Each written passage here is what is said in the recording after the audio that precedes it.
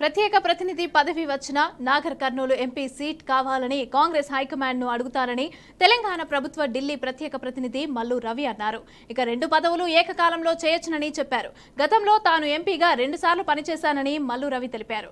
ఇక పార్లమెంటు అయోధ్య కార్యక్రమాలకు ప్రెసిడెంట్ పిలుపు లేకపోవడం అవమానమే అని మల్లు రవి ఆవేదన వ్యక్తం చేశారు. శ్రీరాముని రాజ్యంలో అందరూ సమానులేనని అన్నారు. మోదీ కొత్తగా రామాయణాన్ని ప్రజలకు తెలియజేస్తున్నట్లు ప్రవర్తిస్తున్నారని అన్నారు.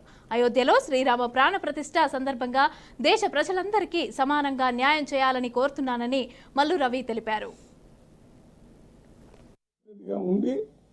పార్లమెంట్ సభ్యుడిగా పోటీ చేసేటటువంటి అవకాశం ఉంటుంది.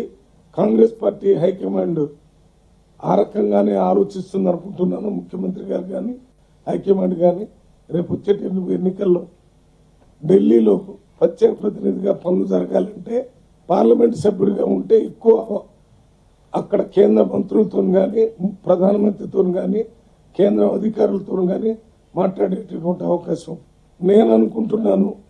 ఇక్కడ రాష్ట్రానికి సంబంధించినటువంటి